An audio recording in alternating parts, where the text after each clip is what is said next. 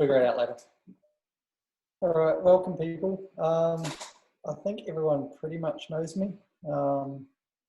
Yeah, I can go through about a 3-minute who I am and where I'm from and all that kind of stuff. Sarah's done a great job of collecting a heap of questions from a bunch of you. I've spent some time grouping them into, I guess, themes. We've got wingsuit 101s, we've got a whole section on competition, and what's the other section? Just about coaching in general. So yeah, we'll go through the questions, and if you've got follow-on questions, if I'm not explaining anything correctly, just shout out and we'll go through. So I started jumping in New Zealand in January 2011. I did a static line course, so that was quite fun. Not the AF stuff, it was a level 206 in Whanua out of Auckland. So coming over here and living in the caravans. Came to Australia in August 2011 and called Elderslie home for 4 years before I went over to the UK, did a few jumps over there, a few jumps in Europe, and then finally moved back to Melbourne in 2016. And that's when I've met a lot of you guys. Jumped 60 plus drop zones throughout the world, jumped 30 plus wingsuits, different wingsuit models. What else have we got? 2,400 jumps, 250 base jumps, and I guess why I started jumping, I did my A course. I did my first jump course, static line. Went home, thought that was pretty fun. Let's do another couple. Somewhere in between, I looked at a YouTube video of who was it? Yoki Summer doing the Need for Speed, jumping on cliffs, and this is back in. I haven't even got my A license. I'm like, that's what I need to be doing. So yeah, did 30 jumps in New Zealand and moved to Australia and quickly rocked up to 200 jumps and haven't really looked back since. Bought my first wingsuit at 140 jumps. So yeah, well before I could actually jump it, but I knew that's what I was going to do. So yeah, this is kind of history. Hello, Helena, welcome. I don't know if you can hear us. So the first question: want to be wingsuiters in Crest coaching program? I think everyone's here from Australia. Is anyone not from Australia in this? Yeah. Okay. Cool. I think most of you know that you need 200 jumps and a D license to jump here, or to do your first jump course in a wingsuit. You can do slightly less jumps in other countries, but I think 200 is a good number. UK is slightly more jumps, 250 or something. Yeah. So, and then we've got the Crest program, but I guess the biggest thing from being a coach and people wanting to do their first course is it's not frustrating, but it can be a bit frustrating when people come to you not really prepared, haven't done any homework, they don't have the suit or anything like that, and expect you to kind of have a suit ready to go for them. Yeah. So if doing a little bit of your own homework, finding your own suit, realising the first flight course takes more than 4.5 minutes. It takes a good hour or so to go through all the different things. I don't like having to try and do it in the middle of the day because that's when the perfect time to jump is. So yeah. Suitable canopy, something that's not a cross brace and under 100 square feet is usually a good start. And finding a coach and trying to fit in with their schedule will kind of get you into your first jump. First flight course, I say what it covers equipment, how to hook up the suit, practice touches and how to deploy, getting all your handles, communication with the pilot, the DSO, or other jumpers on the plane, exit order, when to get out of the plane, flight path, where to fly when you're actually flying around. We spend a whole heap of time doing dirt dives, flight drills, canopy drills, emergencies. So it's not something that kind of just happens. It's not like, I don't want to take anything away from free flying or anything, but it's, you know, you can't just have a 4-minute brief and then go jump in the next plane. So putting enough time aside to do a proper first flight course, I guess, is what I'm trying to communicate. Then in Australia, they've got the crest, the wingsuit crest, and that's broken into 3 stages. Stage A, B, and C. Stage A is your first flight course. It's easy to fly solos and fly with other coaches. Then you go into your stage B, where you do a whole heap of consolidation jumps. And basically, you can fly with other approved wingsuiters, but in small ways, coaches, whatever. And then you get your stage C, barrel rolls, docks, locking. After 8 or so jumps, 9, 10 jumps, you'll be cleared to go and fly through the sky and enjoy yourself. Any questions on that? No? Okay. How to get I'll ask one. Skill camps, training exercises, progressions beyond the crest, advice, what to focus on and improve. I guess my biggest piece of advice is fly with people. I see so many people do solos, and I do solos, but that's a different story.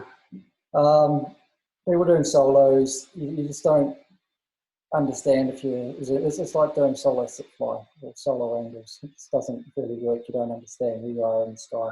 You don't understand the speed before if you're sliding. It doesn't build skills. So fly with people is the biggest piece of advice I can give you. Fly often. If you do 1 or 2 wingsuits and then put the wingsuit away and go do something else and then come back to the wingsuit, you're never really going to get better. And fly with purpose. Fly, have a goal. When you dirt dive something with your friends, practice it and then go do it. If you just go up there and do a zoo jump, it's always just going to be a zoo jump. So those are really the 3 things that I can say.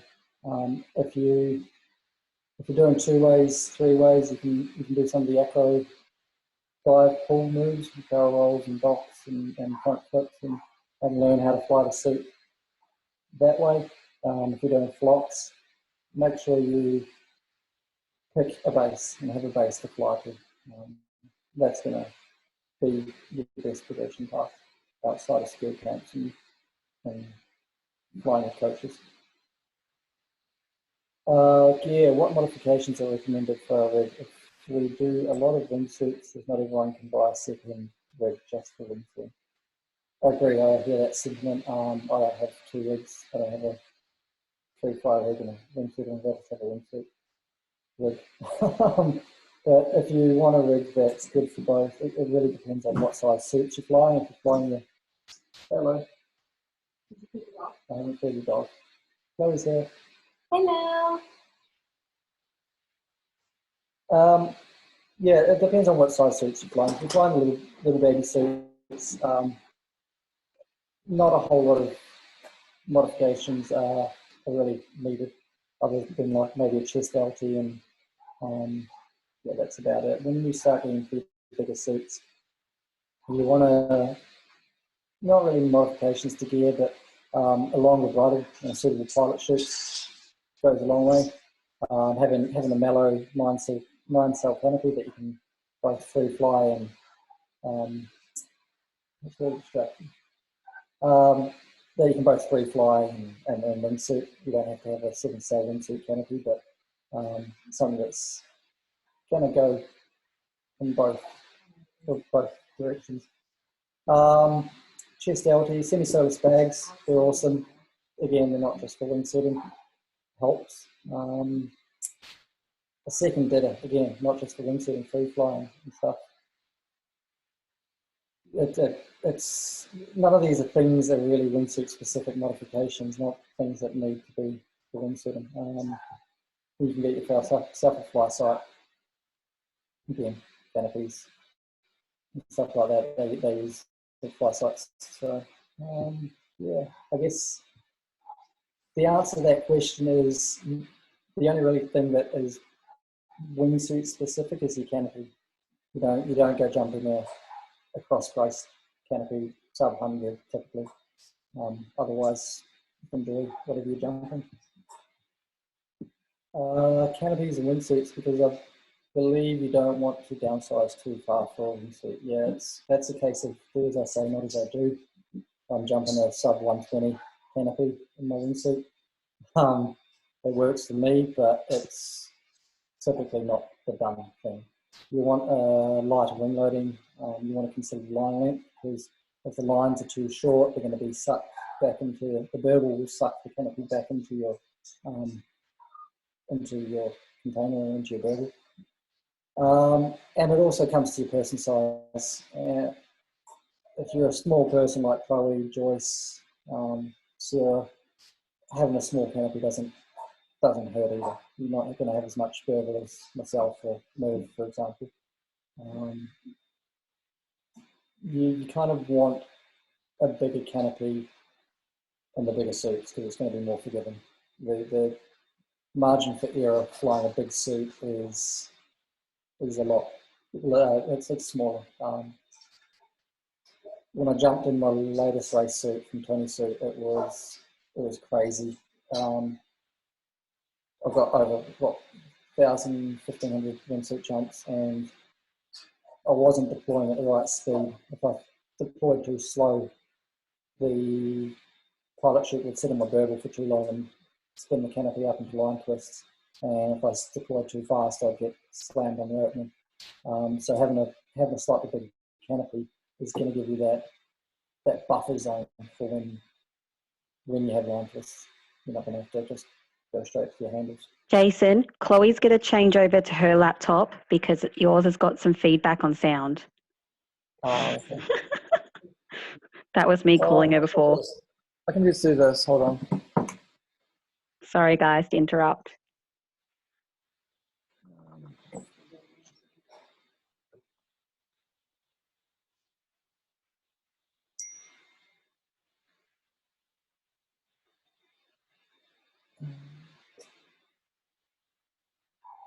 There we go. It's going to fit it now.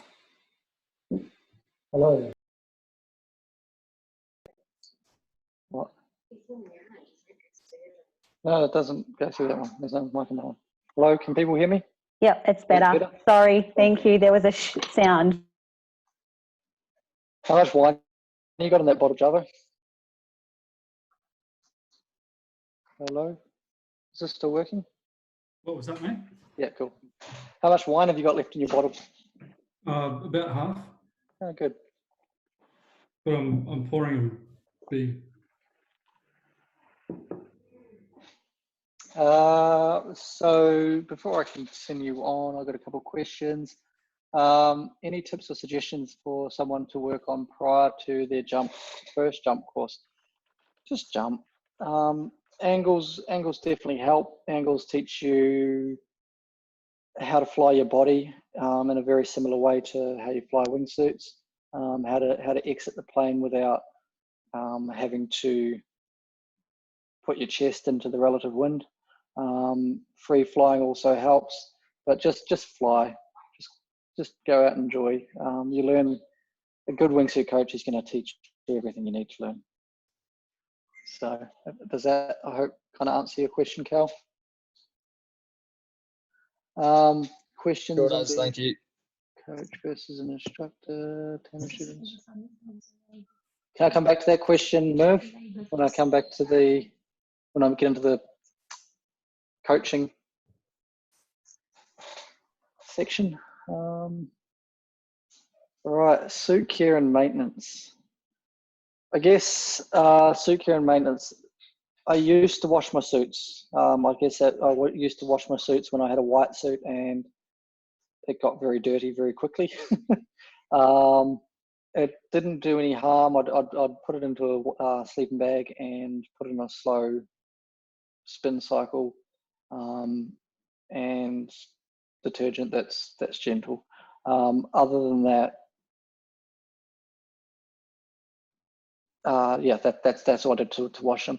I guess the suit care is protect the leading edge. A lot of the suits these days have harder, more formed leading edges, and they can break if you don't look after them. You don't pack the suit away with care, or you just throw it into the back of your car. It's going to damage those leading edges and impact your flight. Hey Tony, how you doing? Welcome. Protect the rigid vents. A lot of the suits these days have formed inlets in the vents. Luke did a really good video for Squirrel the other day around building vent protectors out of pool noodles. Go check that out. Basically, you put them in there so when you pack it away, it doesn't collapse the vents and distort them. Yeah, basically. What else?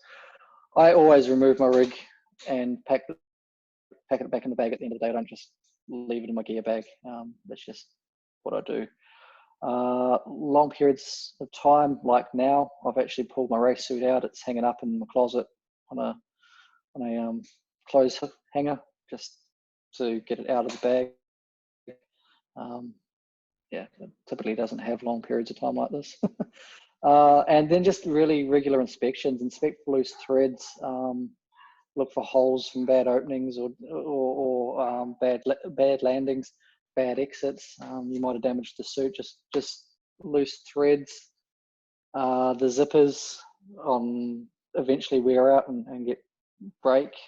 So just if you inspect it, take it to your rigger and get it fixed. The loose threads I usually tidy up with a lighter. Other than that, they're like canopies. They're not even like canopies. Canopies you have to throw lines at all the time. Just get out and fly it. When to move from a small suit to a big suit and things to consider. And then there's a kind of another question that was similar, when it would be appropriate to transition to bigger suits. This is a really hard one. I've got a school of thought that I think people really need to nail learning how to fly a smaller suit before jumping into bigger suits. I feel some people jump into a bigger suit without learning everything they can out of a smaller suit and try and compensate with a bigger suit. And then it doesn't really help them in the long run. Yeah, just my opinion that people do tend to progress fast. And I think another element behind that is all their friends are in bigger suits, so they feel they need to be in big suits to fly with them. I feel there's so many cool suits out there that you don't want to just be sitting in the same suit at all the time. I think I did 300 or 400 jumps in my Phantom before I got into a bigger suit. I could fly that thing everywhere before bothering to change.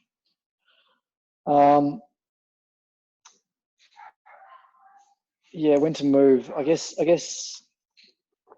things you need to think about when you're comfortable in your current suit and you can fly it instinctively, that you can fly any slot in any flock consistently. You're not kind of sometimes there, sometimes not. You can exit the plane in any orientation. You can just throw yourself out the plane and not worry about it. That you're not dangerous. You're not slicing through flocks. You're not out of control. And I guess you've practiced some of the basics around regaining control, barrel rolls, front flips, rolls, yeah, that kind of thing. When you kind of got some of these under control, then can, I believe, start thinking about moving up a suit.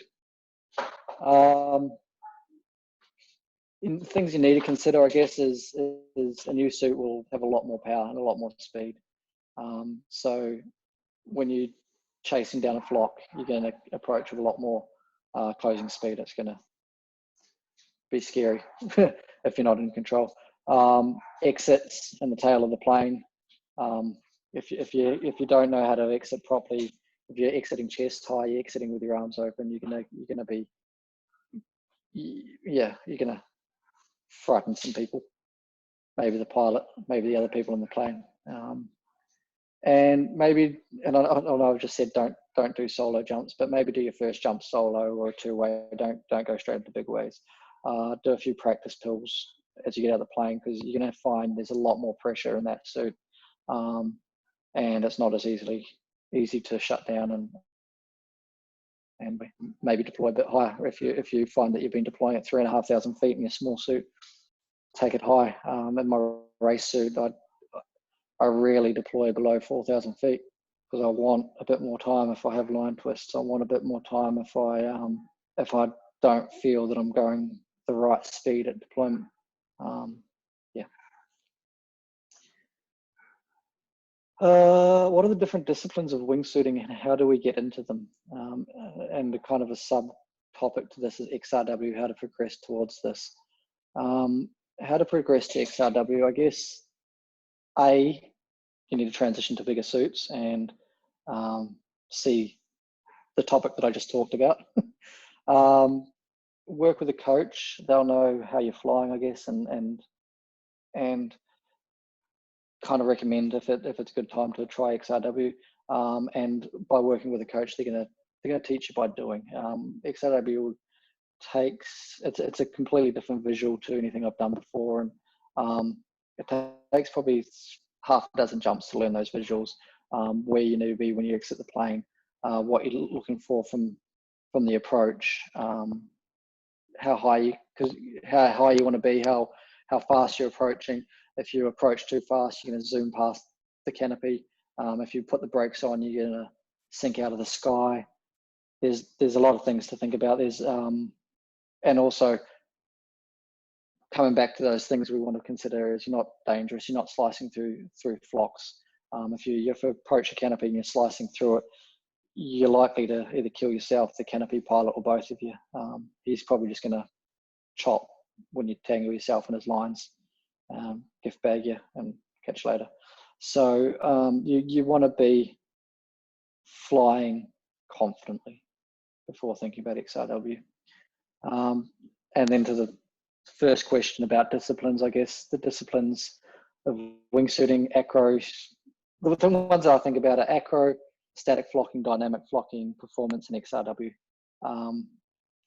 How to get into them? There's no real barrier to entry. I think anyone can do any of them. Acro, there's a whole website, or even I think maybe they should all be in the sporting code, all the acro moves, barrel rolls, ups and overs, around the world, back fly docks. You can see them, figure out what the points are, and then start practicing. Acro is probably the hardest. It's kind of like freestyle, or you have to have a friend to fly with.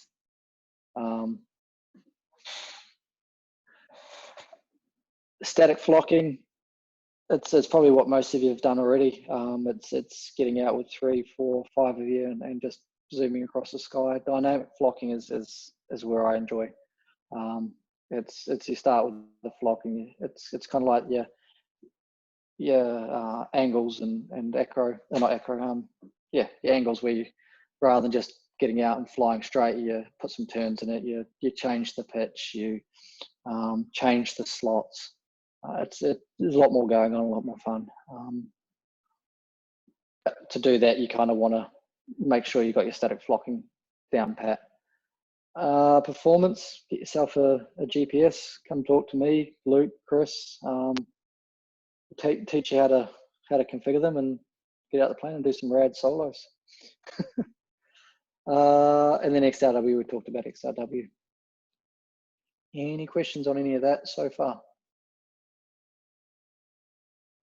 No. Jarvo, turn your screen down. Everyone wants to see your kid. I was just going to say, I want to see Jarvo's baby. Can we make him the main screen for a second? Just click on him. If you click on the photo, you can see him. Her. Is it her, what? Cuteness overload. There's a lot of hair. You're on mute, Jarvo.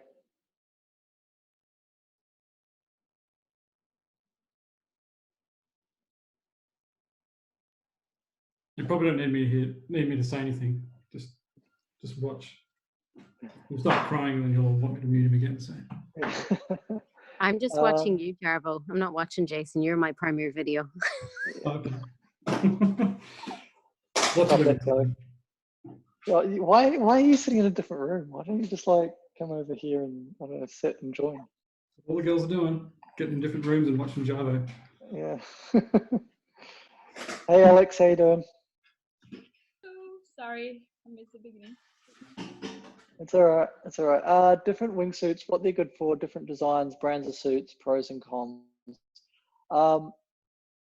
This one, when I read it, I guess I'm gonna be careful. I'm not gonna go into a brand bashing competition.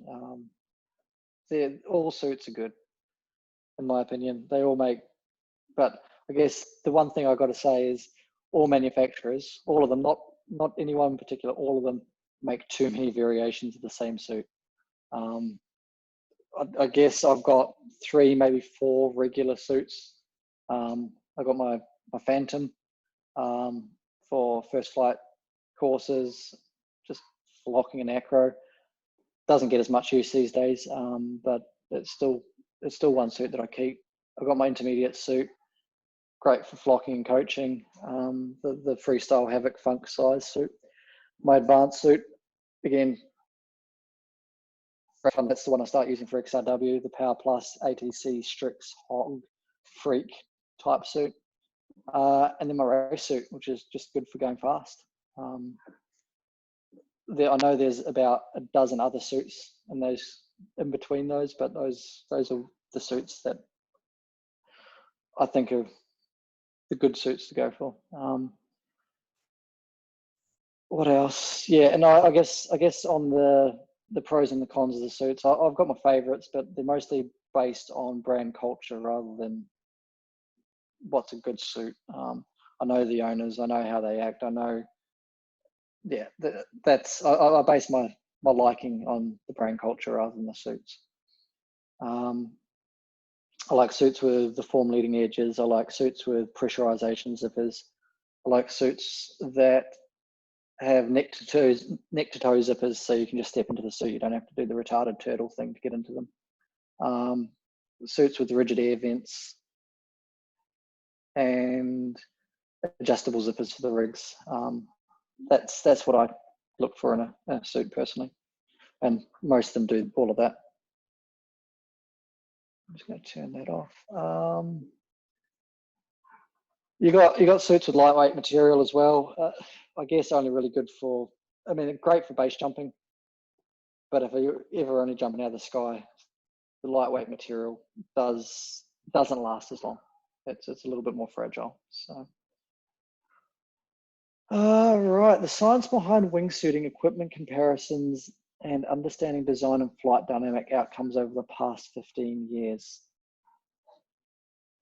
I guess the biggest progression in wingsuiting has come from learnings from the canopy design, how they do their cross-porting in the vents, how they use fluid dynamics programs and wind tunnel to find lift and drag in the suits. They've improved the aerodynamics. They've made them easier to fly. They're really focusing on wing profile rather than wing size. It used to be a competition of who could build the largest grippers and the longest tail wing. And if you look at suits 6, 7, 8 years ago and overlay the latest race suits, which can fly for 100 plus seconds in a 1 kilometer vertical window and fly at 300 kilometers an hour, they've got tail wings that are probably only about this far past your feet.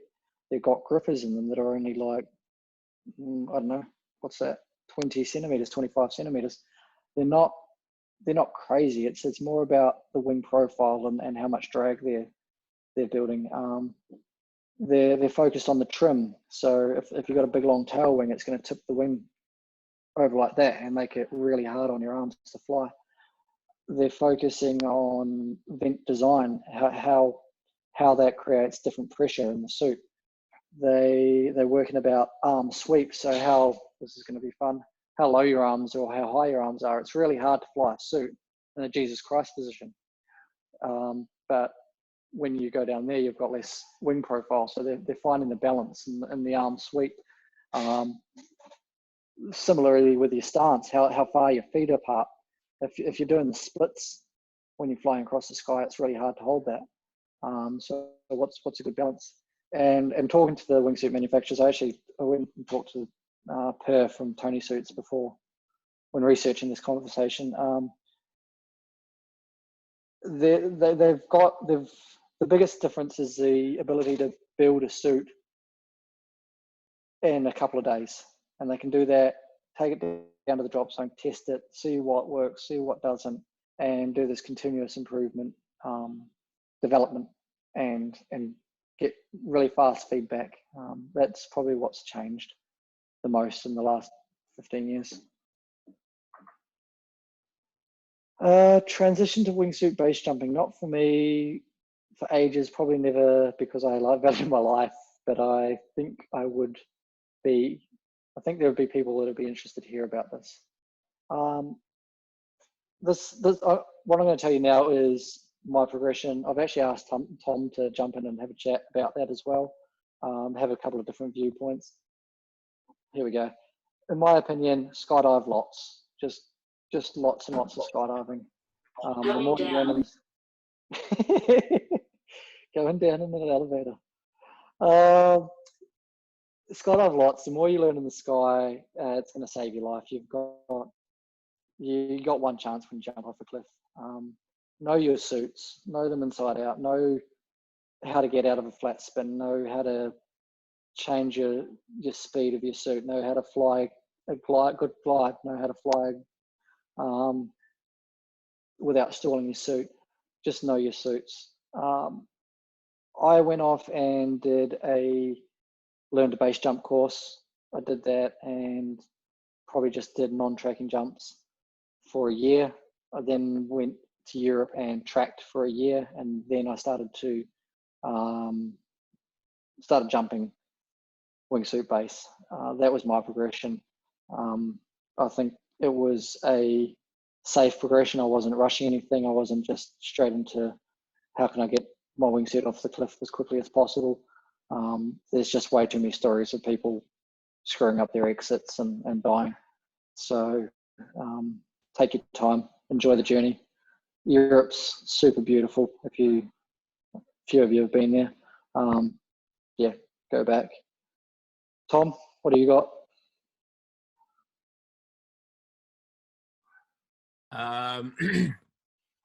Yeah, no, you touched on the main points there, and like take your time and enjoy it. It's all about patience. The thing people are attracted to these days are the YouTube clips of Yoke and Sam and all those guys flying proximity lines. And to get to that point, it's not an overnight process. Like the work that's gone in to get to that point takes a lot of time. And the big thing with base jumping is it's very different to the skydiving world in that we've got the APF that have set licenses. Base jumping is still unregulated. So it's starting to change a little bit. And a lot of, you don't get into base jumping now really without doing a course. And there's a lot of courses out there. Doogs and Sam were the guys that taught me a bunch of years ago, and they've got a limit of 300 skydives before they'll take you on their courses. And once you start doing a base course, that's your AFF again. Then you're starting the journey of base jumping, and wingsuit base jumping comes down the track again. So the big story is it's not an overnight thing and takes time to get there. But if you go to learntobasejump.com, you'll be able to find some information on base courses, and then down the track they've also got their wingsuit base course as well.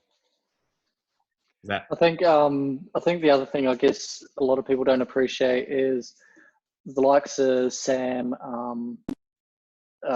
Nate, and whatnot, Yoki. They live in Europe. They live and breathe this. Sam and Nathan would live in at Chamonix, so they'd wake up and jump off a cliff for breakfast. they don't have to rush the journey, but they get good really quickly. Where Australians, New Zealanders, and everyone from this side of the world, if you're lucky, you get 3 months. Otherwise, you get 4, 8 weeks, and you go over there and you try and cram in as much as you possibly can. And I think that's where some of the danger comes from as well, because you try and do what the guys are doing, but they've been doing it for a lot longer. Yeah, for sure. Awesome. No new questions. Does that answer people's questions about base jumping? Wingsuit base jumping? Cool. All right, competition. We've got a good amount of topics here. What's the time? 8 o'clock. How are people feeling? Continue going? All right.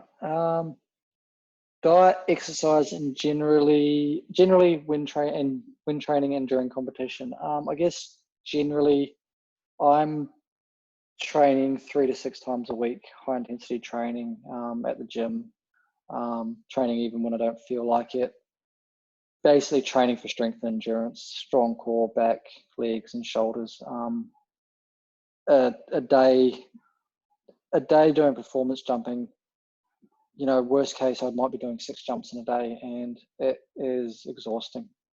I can do 12 jumps, fun jumps with any one of yous, but if I do 6 jumps, or if I even do 4 jumps of a performance competition, I'm wrecked at the end of the day. And I think it's mentally as much as physically.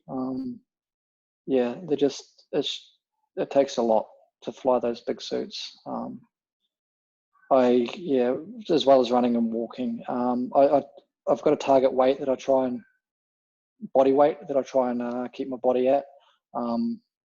If I'm too light, I don't get enough speed, and if I'm too heavy, I fall out of the sky. So with performance, you want to have something that's pretty good across all 3 disciplines. I'm counting my kilojoules. I weigh my food. Chloe takes a piss out of me, but I actually weigh my food and track it, so that I'm not overeating, because I like food way too much. And generally, I try my best not to eat carbs, low carbs, and high fat, and avoid the junk. But sometimes potato chips are just way too tasty. It's really hard to correct jokes as well when I feel like I'm talking to myself. I can see people, but like I can't see anyone laughing back, or sometimes I can see Merv smiling, so I feel like I'm doing a good job. During comp, I guess all my training's done before the competition, so I go into the comp not thinking about training. Maybe if it's a weather day, I'll go out and do a little bit of light exercise, or I'll get up and walk to town, or somebody's messaging me. Chloe's messaging me. Why is Chloe messaging me? Anyway, I'll go for a walk. Why are you interrupting? Yes, Chloe, yes. Chloe's just noticed your background, Tom. So, there's if people can't see that, that's not going to work. Basically, Chloe's taken a screenshot and put a big red circle around something. Okay. So, where was I? During comp? Yeah, light exercise, maybe go for walks just to keep the mind going, keep the body going. I spend a lot of time recovery, focusing on recovery. Those massage guns that we got, they were brilliant last year at Worlds. Your legs and your shoulders just get absolutely nailed. You want to open the back door for him, Chloe? No, open the back door for him. He's wanting to go for it.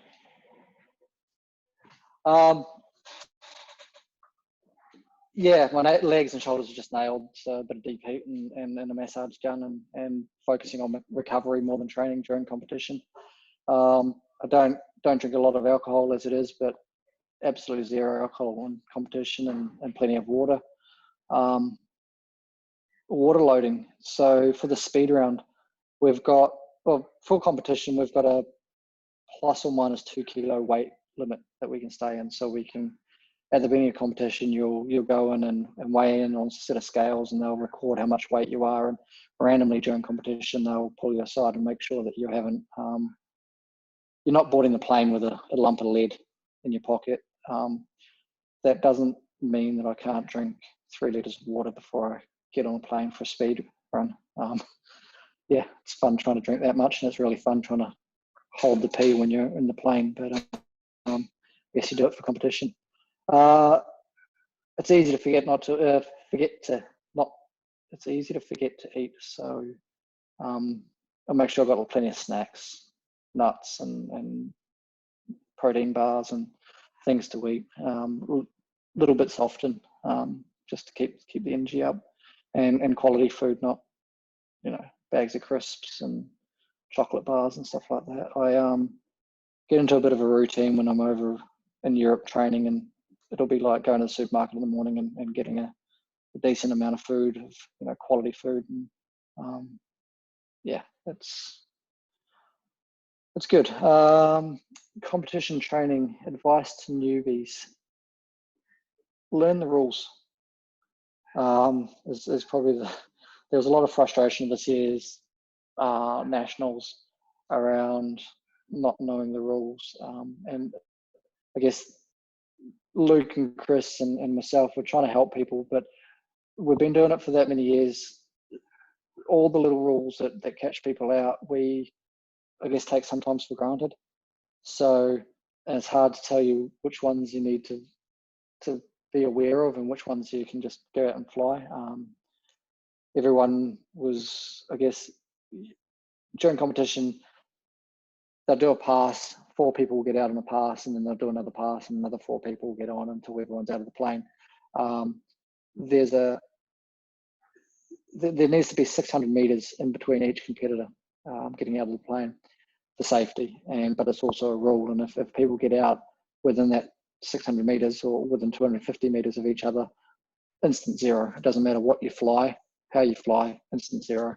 A rule that I completely didn't even appreciate, I didn't even think to tell competitors this year. Even though when I'm in the plane and I'm about to jump out for competition, I can just look and see and kind of mentally know the timing. Okay, it's time to get out of the plane.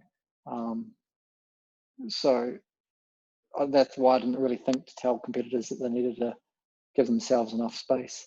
The next one is learn the fly site, learn the config. I've spent a lot of time with a lot of people trying to go through that with them. It really helps. The fly site's such a powerful tool. You can spend a lot of time playing with it, tweaking it, tuning it. I go do a jump and I'll come down and read the data, tune it slightly, or at the beginning of the day, I'll always crack it open and tune it. There's a lot of great information on the fly site wiki. Start there and see how you go. Learn the fly site viewer, another powerful tool. It tells you exactly how you fly. It doesn't lie. It's there. It's the video debrief that you have in 4 ways and 8 ways and vertical for wingsuiting. It doesn't lie. That's all your data there. It tells you how fast you're flying, how far you're flying, how straight you're flying. Yep. Learn how to use that tool. Another one, get yourself a good set of headphones. Don't cheap out. Well, there's a hard one. I went to JB Hi-Fi and got $7 headphones. I feel like I'm cheaping out, but there's something about that set of headphones that are awesome. If you just try and put in your iPhone headphones or whatever that don't sit and seal in your ears, it's near on impossible to actually hear them when you're doing 300 kilometers an hour. So get yourself some good fitting headphones. Keep it charged, keep the fly site charged, turn it on early. Don't just try and turn it on before you get out of the plane. It's not going to get signal and give you reliable data. And then get some coaching. Luke, Chris, myself, We've been doing it for a few years now, so we're going to be able to help you. And I guess the last one is pick a discipline and just focus on that for the day. Whenever I train, I'll do time. I'll just do time for the day, or I'll do distance for the day, or I'll do speed for the day. I don't find it's valuable to do a speed run, a distance run, and then a time run. You don't get to improve.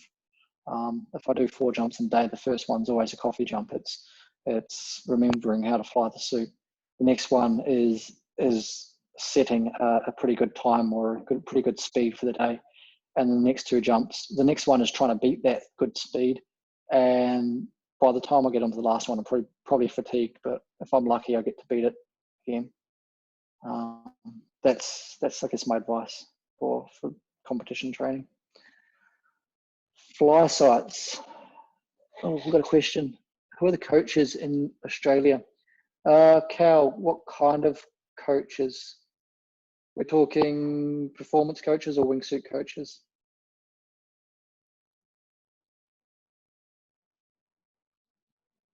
You mean Jason? Yeah, yep. Yeah. I'm not even close to doing my first jump course. I'm at 120 jumps, so I'm still a little bit away, but you've talked about coaches quite a bit, so I was thinking just any coaches in general. So I'd be looking at first jump first and then moving on from there. Yeah, cool. You're in Victoria? Yeah. Yeah, all right. Coaches in Victoria, you got myself, you got Tom, you've got, what's his name?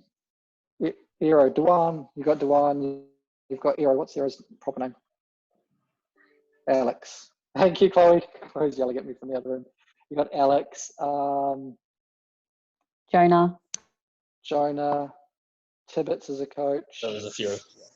Yeah, there's a few floating around. There's quite a few. You could probably jump into pretty much any job zone and find one. Jason is very good. Tom's better. What else have we got?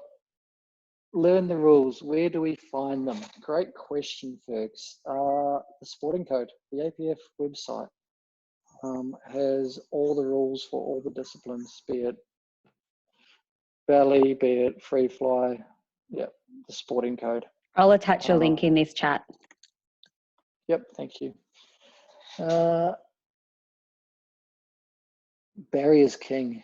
Does it make that much of a difference? What does it make that much difference? What difference are we talking about, Tim? It was about water. 3 liters yes. of water. Yeah, 3 kilos will give you 3, 4, 5 kilometers an hour. Yeah. I mean, it's percents. It's percentages, right? You probably, if you have a good run without water, is probably better than a bad run with water. But it's percentages. If you look at Luke's helmet, he's actually cut the fly sights into his helmet so that it's completely smooth. Like, I can't tell you that that's going to give him 20 kilometers an hour, but in all, it's giving you percentages. We have our whole harness, chest strap, all the main lift web is actually inside the wingsuit, so there's less drag. It might only make 4 kilometers of difference, but it's percentages. We just got the handles sticking out. One more question related to this then. Sorry if it's a stupid question, but can you change wingsuits in between different disciplines? No. Okay. So unlike canopy, whatever suit you turn up with is what you're flying. So they actually tag the suit, and that's what you get to fly. So you got to find a suit that's a jack of all trades, that's good for time and distance and speed. You can't just have a fast suit, a floaty suit, and a glidey suit and change them out. So okay, sweet, thank you. Okay, I can't just build a suit with like lead built into it and yeah.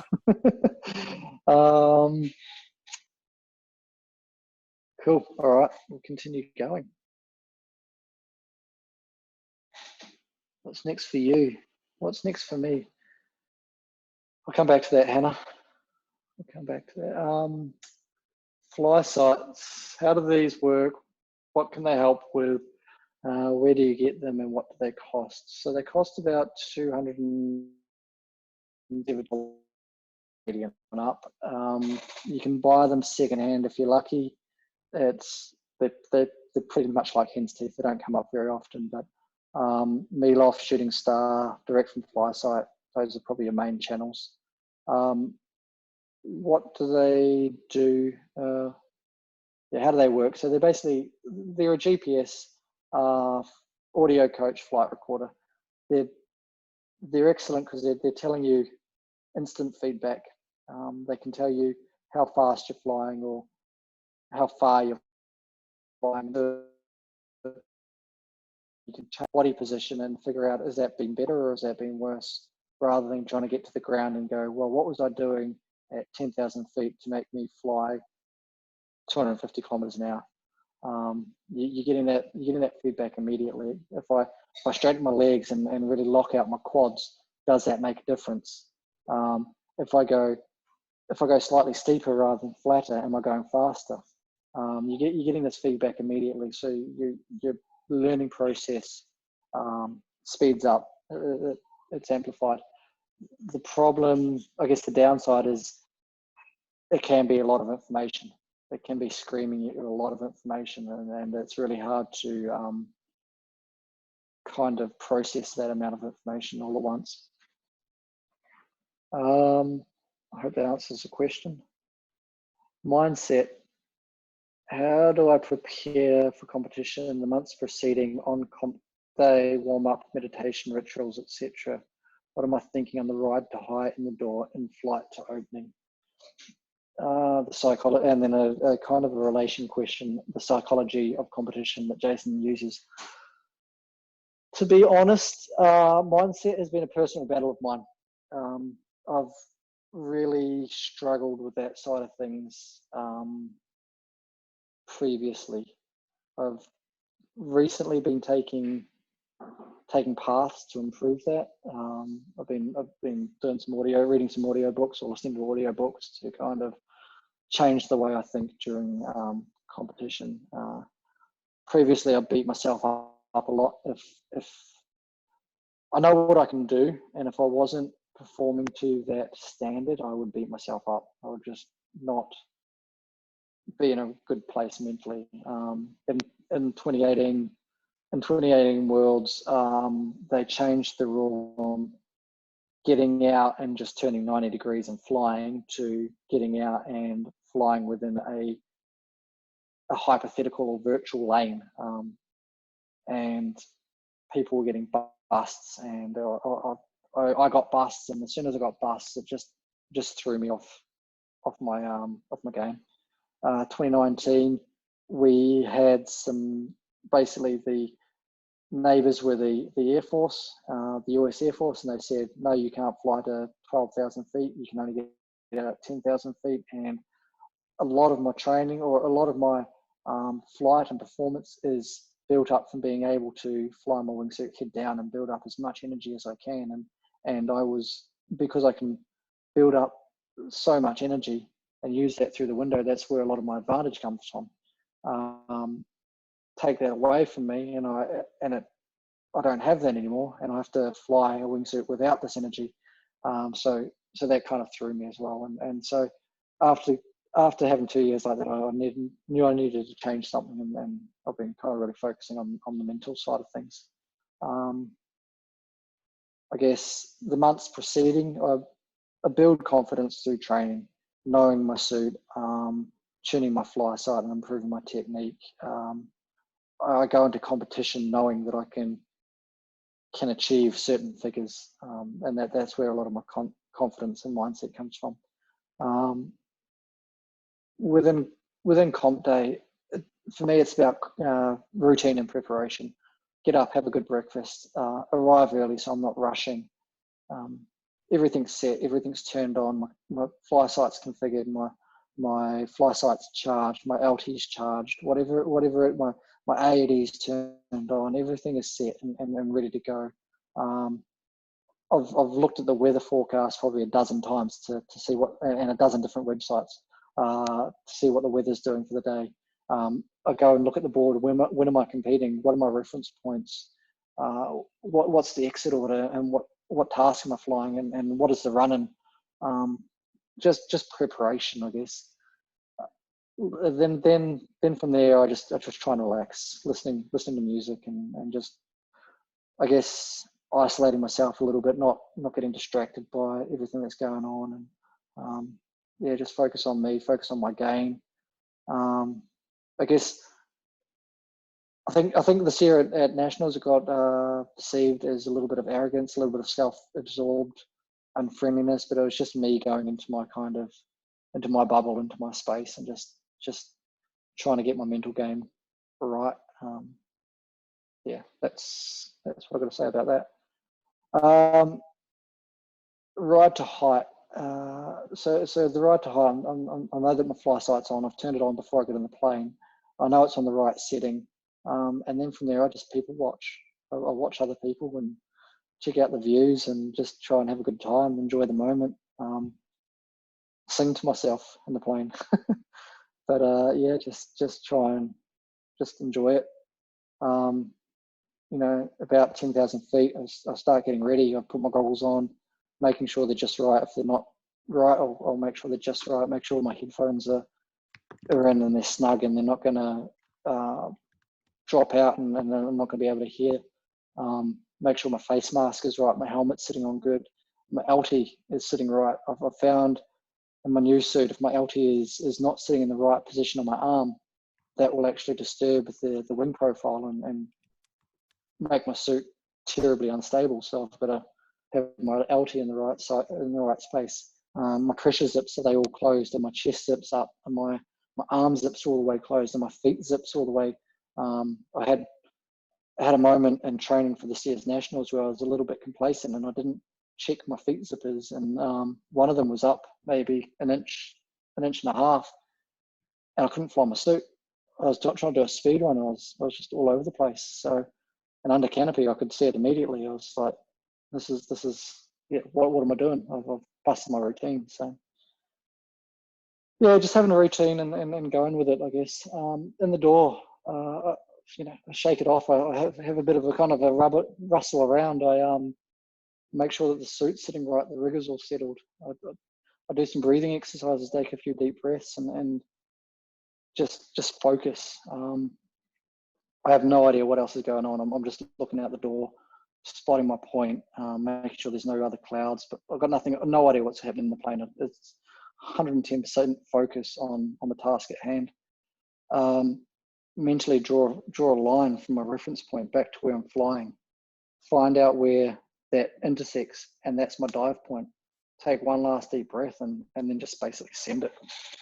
I don't know probably none of you have seen me, but I get out of the plane, and when I get out of the plane, I'm immediately throwing my suit into a head down position. People have commented that they can actually see my face. This looks like I'm flying my suit upside down.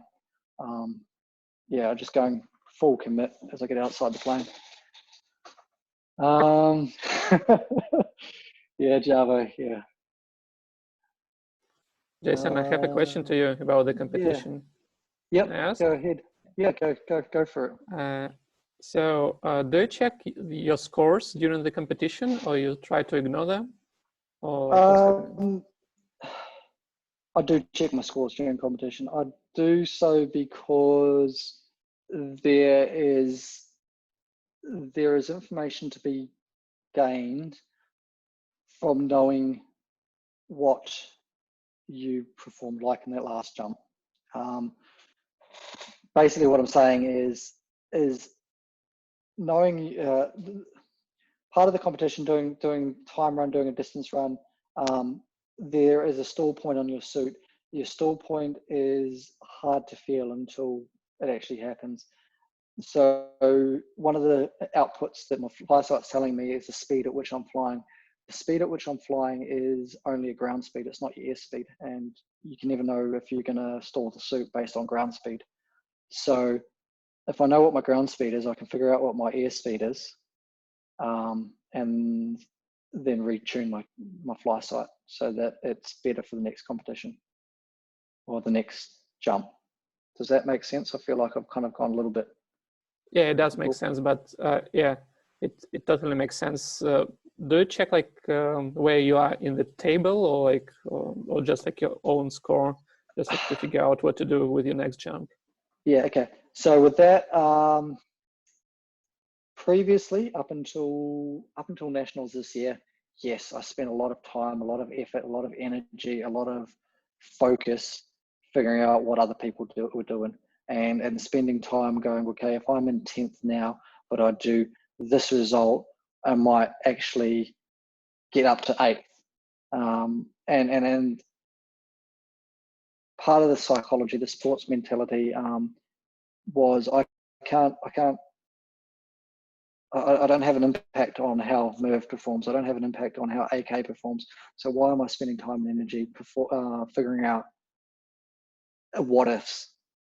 So yes, this year at nationals, I was watching the scoreboard. I could see that I was either a couple of points ahead or a couple of points behind, but I didn't. I took it with a grain of salt. I just went out and did what I could do, flew what I could fly, and posted my results. So does that answer your question? Yeah, sweet. Thank you.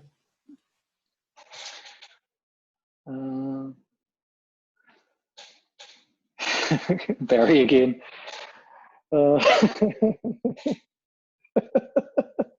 AK's loving Barry. Yeah. So okay. In flight, yeah, 100% focus. I'm sure I'm flying the correct line. I found one of the learnings from 2018 when we first started flying, reference points, was if you're flying a crosswind, even though you spent the whole time looking straight at your point, you could be being flown off course and flying out of your lane.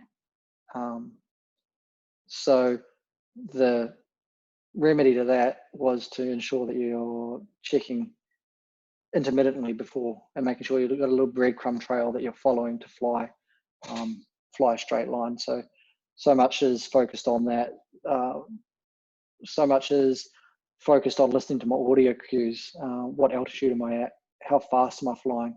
What's the task telling me? Am I flying a good glide ratio? Have I got more that I can squeeze out of the suit, or is it at its top? And if I squeeze any more, I'm going to stall the suit and ruin the rest of the task. I'm focusing on my body position. Where's my head? Where's my arms? Where are my hands? Is my core locked out? Is my glutes locked out? My hamstrings, my toes? Yeah, and then I guess post-comp is I spend a little bit of time doing a retrospective. What can I improve on next? What will I train on specifically to improve?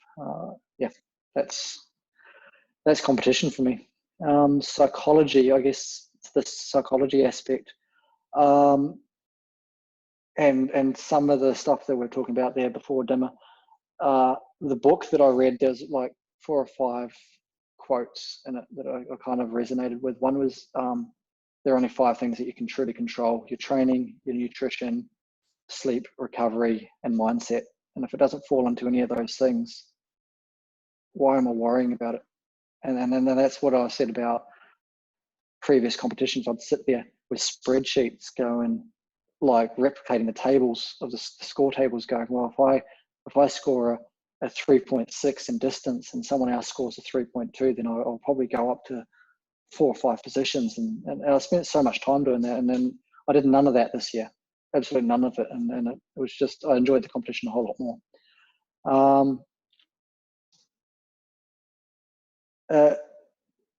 What else? Yeah, the other one, in competition or life, focusing on the negative uncontrollable factors will never improve your performance. It'll only increase your stress levels. So that also comes to those points.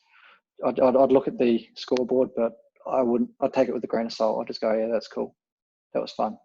And go on with it. Then the next one's kind of to the same point again, racehorses, and it was about racehorses and bumblebees. So I had a good lot of fun this year at Nationals with Merv about this, where they say like racehorses are not capable of understanding what their competitors are doing. They're only completely focused on themselves. So they go out there, they run a race, and they come back and relax. There's no point in going, oh well, Luke just did in 90 seconds, because what does that? How does that help? How does that help me get better? It doesn't. But the really fun one is, according to physics, bumblebees can't fly, but nobody ever told bumblebees, and nobody ever explained physics to bumblebees, so they just fly around anyway. And that was just kind of a fun thing. There's just go out there and just be a bumblebee. Go out and fly. Be me, and fly like a bumblebee and perform like a racehorse. So that's the psychology that I'm trying to kind of adopt and work on this year, and I think it's gonna be awesome going to Russia. What are his favorite examples he has seen and learned from other athletes at world championships and competitions? I guess I thought about this question for a bit, and it was more about what not to do. What have I learned from other athletes about what not to do, rather than what good things? Like I realized there's that guy that's just running around flapping all the time. That he's complaining about, oh, the plane was flying at altitude for 25 minutes, and according to rule 3.5C, we needed oxygen, and you know, he's just sitting in the rule book and complaining that he didn't get out at the right altitude, and just don't be the guy flapping. The cool things that I did learn were Australia has the best team. They're the team having the most fun. They're the team that everyone kind of aspires to be. And I don't actually have to look too far for good examples. Luke, he's just an absolute professional. He just turns up to competition and rocks it. Burnsley, he's just so much energy and so much fun and so much smile and happiness all in one place, and that's also good to bring to competition. And we've got quite an awesome contingent. And then there's the guy, I guess, last year at World Championship, one of the best examples of the athletes is there was a guy that he just didn't give a fuck. He rocked up there just to be his best. He rocked up there in a Phantom. Okay, a Phantom is a suit. Joyce is running a Shadow, which is essentially the same suit. It's the smallest beginner first flight suit ever. He just rocked up and had the best time. He had 2 chops. He landed off 6 times. He came dead last, but he had the biggest smile on his face. He didn't give a fuck. He, you know, we're all getting out at 3.5 miles past the drop zone and flying back, and a Phantom just doesn't have the ability to ever make that. Like, you could be the best flyer in the world, he was never making it back. So he'd just get out, fly, land his parachute. Someone would maybe pick him up, or he'd turn back at the drop zone 2 hours later. He didn't give a fuck. He just loved it, and yeah, that was a pretty cool example. Yeah. Have we? Yeah, Bumblebee. Yes. No, Maddie Courtney. AWOL is not my favorite track. That's not what I'm singing to myself in the plane.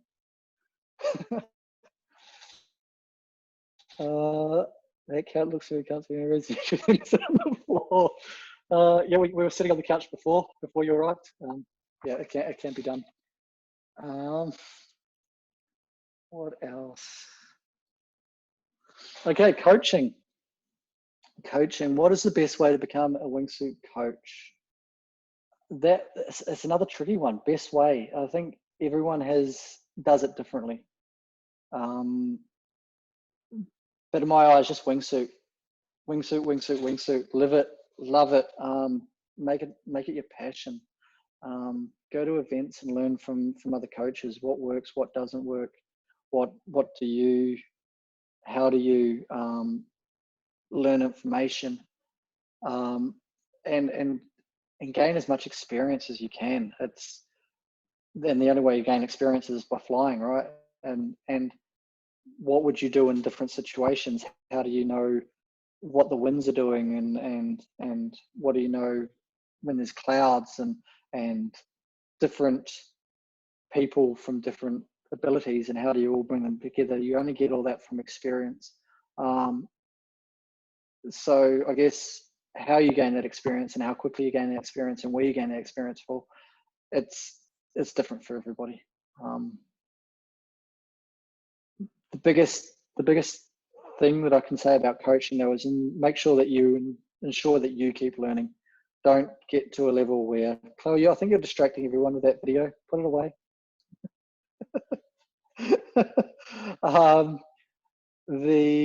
Make sure you keep learning. It's really easy to get to a level where you're a coach and kind of plateau and never get better. And that's kind of why I train performance, because that's my way to improve. I heard when Tane was speaking the other day, he had a really good thing where he says he goes off to Angle Week and just becomes a student once a year and just absorbs it. And that's the same approach. Kind of don't be the coach all the time. Make sure you keep learning.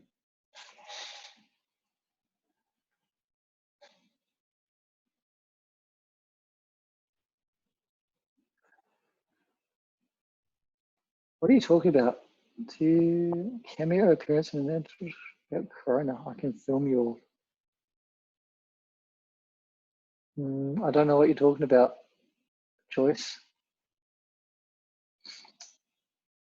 I'm getting filmed for a documentary with doctors and healthcare workers around the world during this year, because like shit's going down. They want me to like film little bits of my life. Yep. But obviously I need consent from all of you guys if you want to potentially do it, but we can do it at the end. But everyone has to be okay with it, otherwise it's not okay. Go for it. In camps, we get coaching for techniques, but more so coaches build teams and good vibes by generating dives that boost self-efficiency. How does this differ in solar disciplines like performance, wingsuiting, or canopy piloting? I guess it's about setting goals, setting, how fast I can fly, how far you can fly, how long you can fly. When I'm doing solos, that's where I'm building confidence and building proficiencies.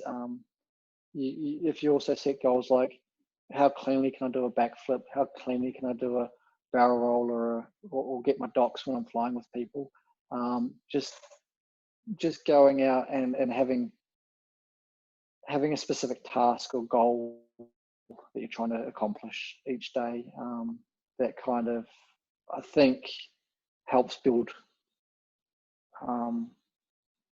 your skill sets. Does that answer your question? Whoever answered that? Yeah, cool. As a coach, how do I represent myself? What does he want students to remember at the end of his course? What can we look forward to learning if we come to his camps in the future?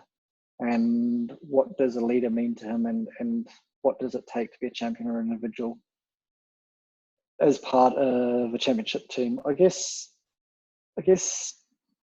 this one took me a long time to think about as well. If I want to boil it down to one word, it's passion. If you're passionate about something, everything else will come. I don't set out. I don't wake up in the morning and going, I'm going to be a leader of wingsuiting. I don't think I want to be on the championship team. I just get up and I just want to fly my wingsuit. If you're loving what you're doing, it doesn't matter what really comes of it. People will just join you, or it doesn't even matter if they don't join you. Just enjoy it. If you're enjoying yourself, go for it. And I guess to the question about what does he want students to remember at the end of his course, if each person that I teach on a weekend learns one new skill and has a smile on their face, I think that's a success. That's all I want to kind of, if somebody hasn't enjoyed themselves or I haven't been able to help them improve in any way, then what am I doing as a coach, I guess? Yeah. Well, okay, I think there's a couple of questions I said I'd come back to. That's the end of the questions that were submitted. There's heaps.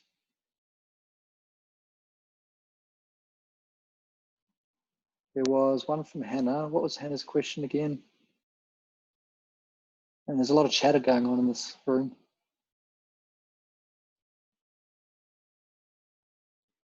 It was what's next. It was what's next for you, Jason. That's what Hannah asked. Yeah, that's right. And then AK's asked one, and Java's asked one. You haven't talked about your landing off.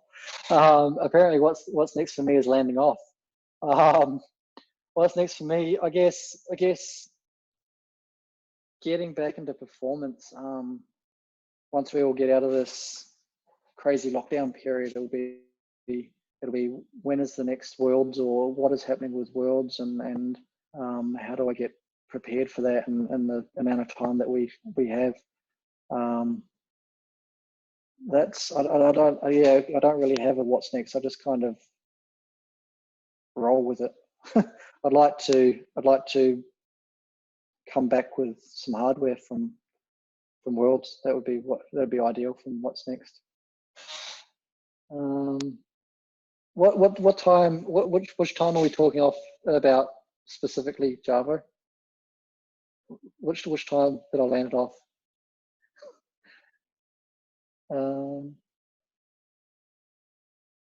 I think it's good, babe, to talk about landing off, because wingsuiters need to be prepared for it. It's a definite, not a maybe, and what to look out for when they're going to land off. Like, you can't see fences from up high. Yeah, okay, good point. I don't think that's what Java meant, but we'll go with it. I guess landing off is looking out for your obstacles. It's not even wingsuit specific. It's for anything really. Is looking out for your obstacles, looking out for where the wind could be affecting, giving you turbulence, trees and hills and buildings and whatnot. Try to remember where the wind's coming from, so that you can have an interwind landing. Looking out for cues that if you can't remember, looking out for cues that might indicate where the wind is coming from, like your smokes and ripples on the water, and try to land, if possible, near a road, so you're not having to climb fences and easily rescued, picked up. I try. It's hard in the Gambia, but I try to encourage everyone to carry a phone on them, so that if you do land off and you've busted yourself, you can easily call the drop zone, or even just call them and let them know you haven't broken yourself when you do land off. But yeah, the other thing is, when you are in a wingsuit and you do land off, a sweet little trick is, if you close your leg zips, open up your chest zip, you can actually stuff your canopy into your wingsuit and body bag it, and it really helps when you're climbing fences, that you're not increasing the risk of getting anything snagged on a barbed wire or something like that, and ripping your canopy to pieces. What else was there? There was one I thought further up. Question on being a coach versus an instructor. Tandem instructor's biggest fear is the chute not opening. First jump course is probably being unstable. How do you find the process differs in getting through to people in their mind racing in almost panic mode? Tandem versus twin jump wonder.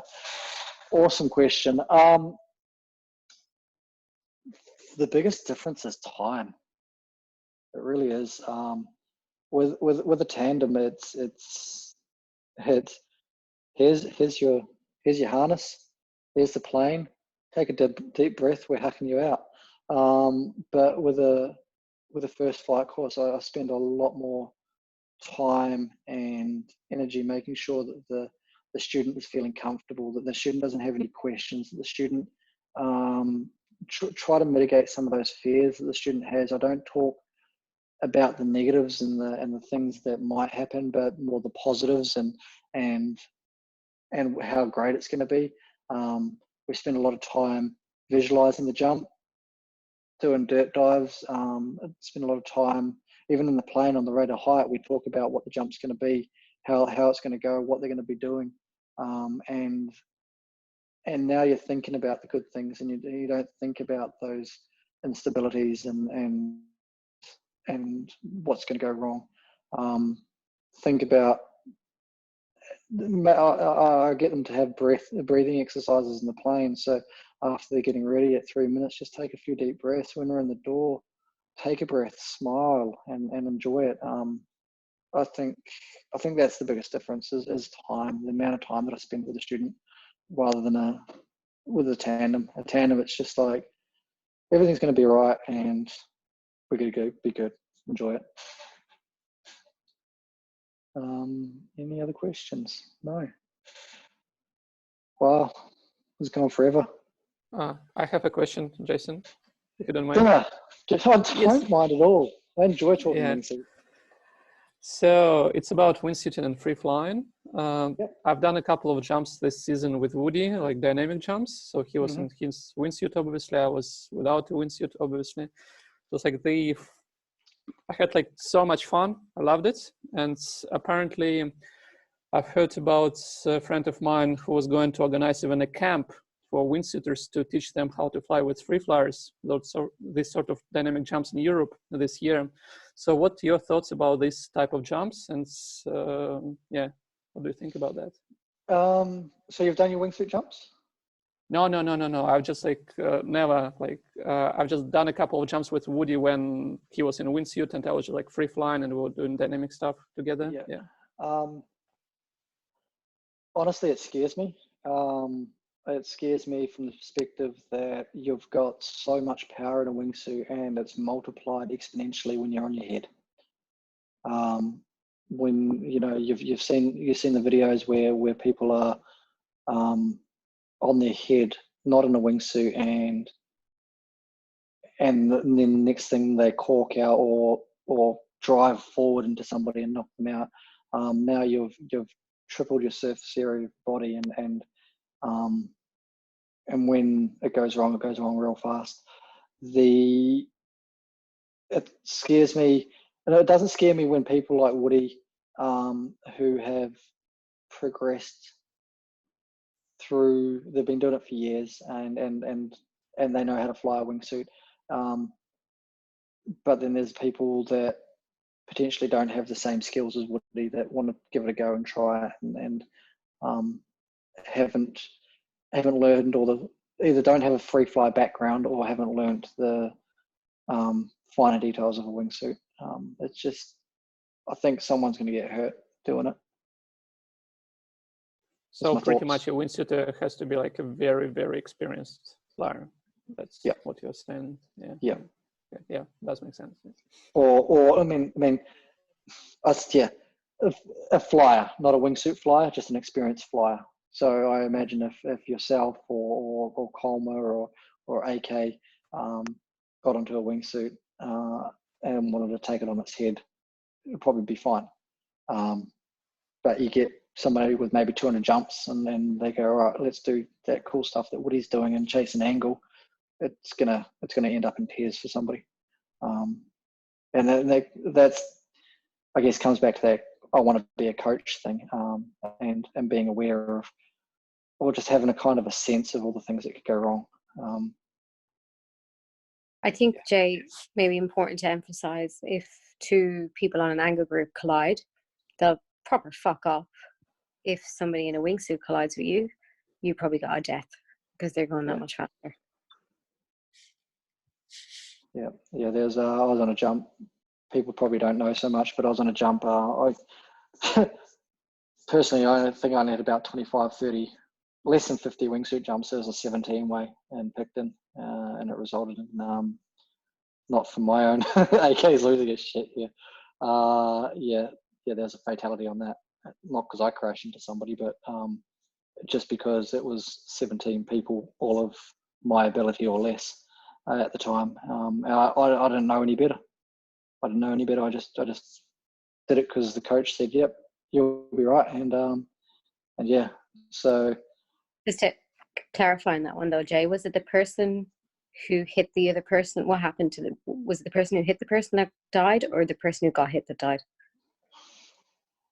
The person, the missile died.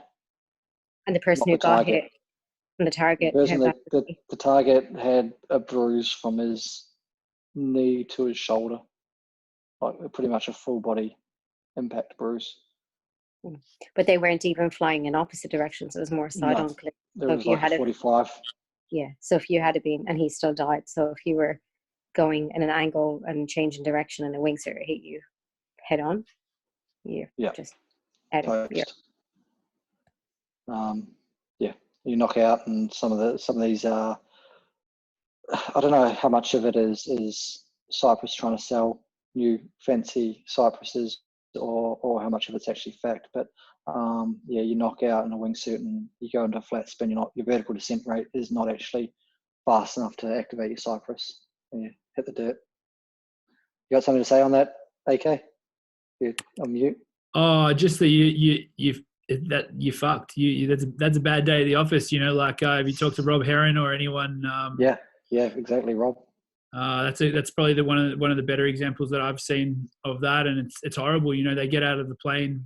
The guy exits unstable. I think he loses orientation a little bit, and then they sort of come towards each other, sort of maybe on a bit of a 45-ish or something like that, and he sort of comes kind of back at the group to a degree and has a collision, and sort of Rob just rolls up over the shoulder as he takes the impact and knocked him out, and he's lucky it didn't kill him. And it killed the other dude that hit the missile in this situation. And and the video is pretty horrible. He flat spins to earth, and his Cypress doesn't fire, obviously, because he's got a wingsuit on, and that was pre-wingsuit Cypresses. I don't really know the specifics of those anyway, but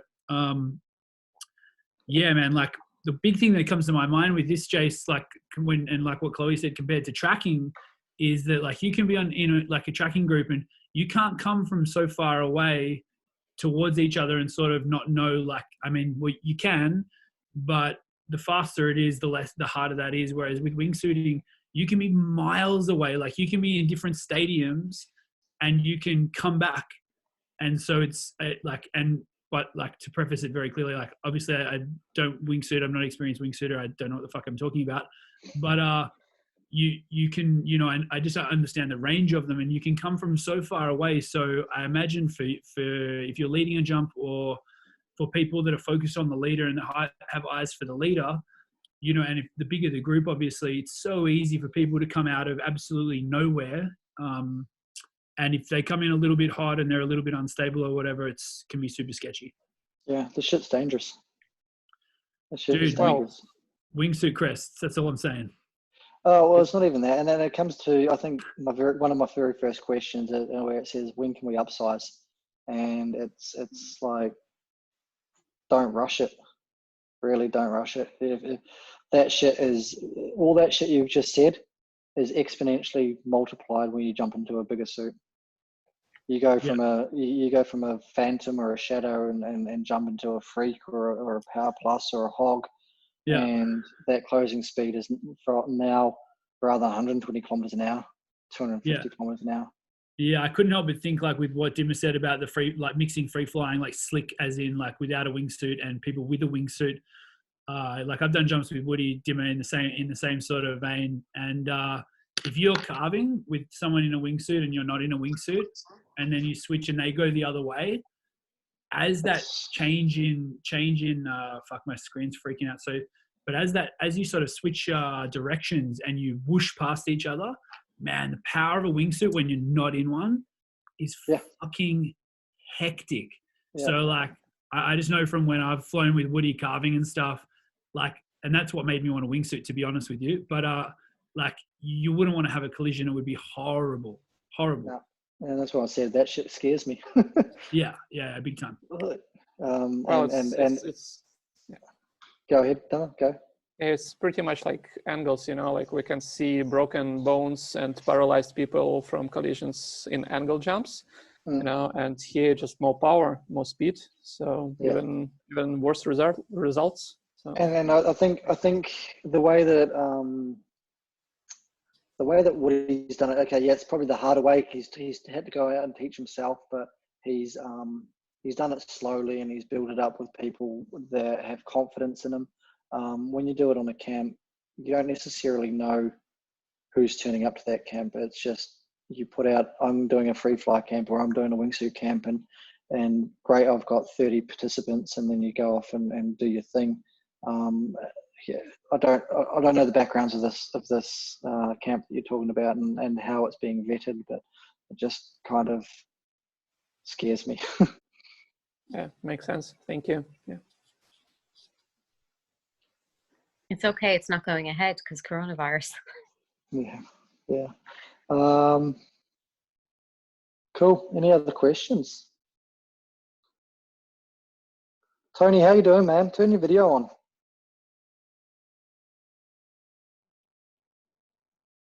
Oh, I've got a splitting headache. I'm just in a dark room. You couldn't see anything anyways. But yeah, so CBC, I knew I was waiting for it, CBC. I was waiting for it. Chloe's hogging him. My battery died, so I can't move the phone, but I'll bring him into you in a second. Turn your background camera funny thing off. Funny thing off. See, you stay for the whole thing, so well done. You get rewarded. Good. Yo. I want people. Hey, Cam, what's happening? How's it going? What's happening? I hope you guys enjoyed that. Did you guys enjoy that? Did that answer people's questions? That's my first webinar. Does that mean like beers and shit? Yeah, right. You did well. Because he was asleep. Oh, someone woke him up. You guys woke him up. Hi, Hulk.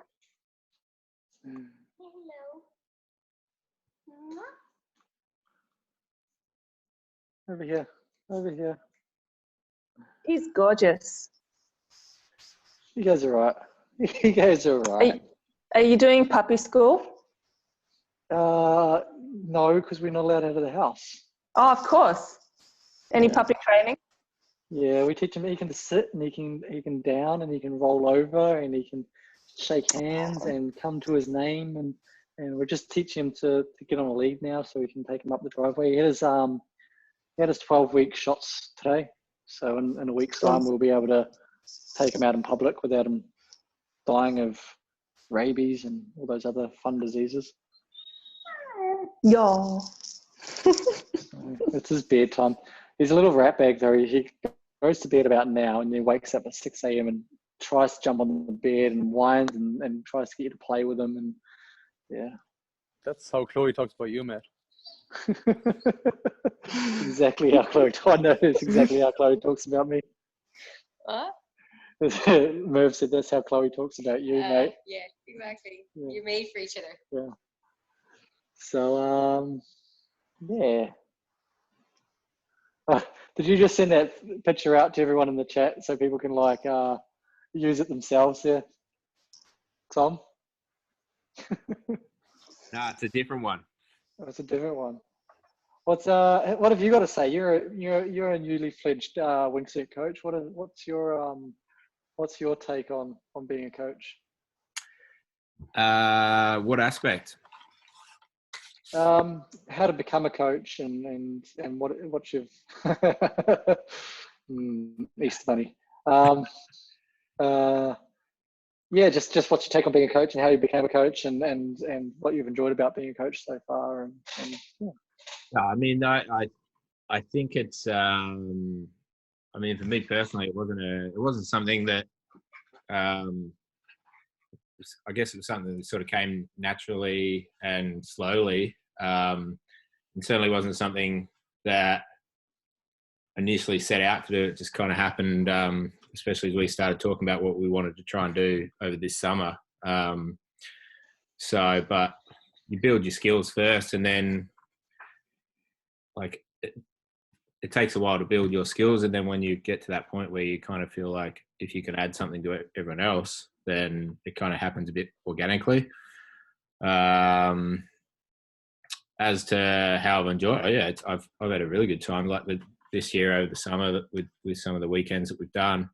It's been really rewarding to impart some knowledge and help people progress and walk away from weekends where people have been struggling with certain things, and then you get that smile at the end of a jump where they're just like, yeah, I've got that, yeah. So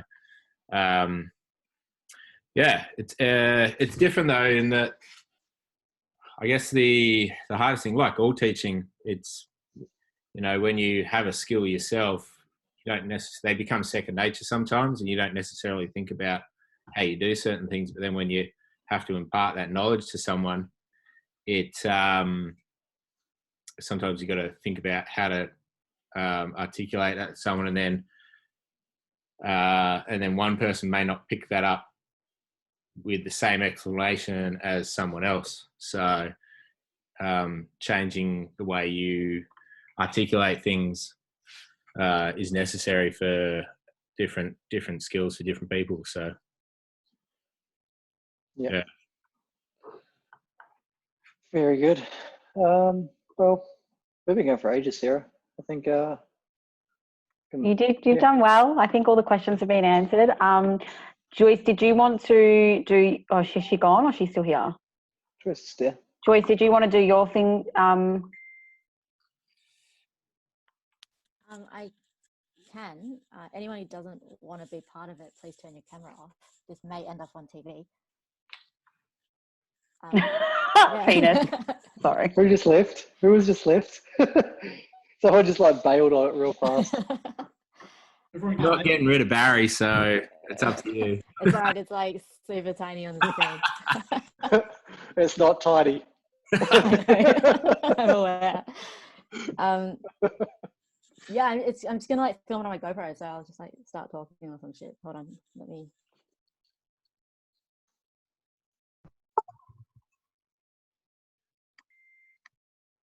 All right.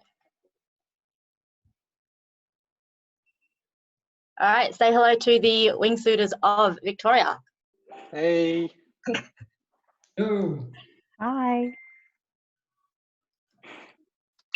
All right, cool. Thanks. Some of us. Yeah, I know. Wow. I'm a wingsuiter, finally. Nice work, Dimmer. I'll sign you off right now. Hey, Helena, I didn't know you wore glasses. All right, guys, I got to go, but it's good seeing your faces. Thanks, Cam. Thanks for dialing in. See you, Cam. Bye, Cam. Cool. Thank you, everyone, for attending. Like I said, this will be put up on VTPC when I have time to edit it and put it up. If anyone has any questions they'd like to have for Airwax, can you send them to me so that I can ask them? They're free flyers and competitors. So it'll be great if people can send me questions to ask them. And then they're up on Monday. Ooh. Yeah. Sarah and Airwax, they did webinar with NZ Air Sports already. So maybe if people can watch that webinar first, not to ask the same questions again. I'll watch that webinar and make sure the questions aren't asked. Yeah. I'll look. That'll be my homework, so that's fine. Yeah. But any questions will be great because I don't have any. But I will ask about their mindset, because that was really interesting how you spoke about your mindset. And Merv did send me something that he really liked, how you talked about how you prepare for competitions and things like that. So I think that was really interesting. I think it'd be rad hearing it from them, being they're world champions. And yeah, I did talk to Jules after nationals or during nationals about mindset, and it was quite funny hearing it from them and what they did leading up to, before competition and during competition, of some of the crew stuff. They had some pretty cool stories. I reckon it's really cool hearing it from you, because you're coming through from a solo discipline versus four-way, where at 60 jumps we're taught literally about visualization and how to think and prepare. And then from Airwax, it's we're all going from the same goal, but from very different ways. Yeah, this is cool, and thanks for sharing all these insights, guys. Yeah, cool. No worries. Awesome. Thank you everyone for attending. Thanks, Sarah. Thank you Thank for you. organising this. Thanks, Bye. Jason. Good weekend. Catch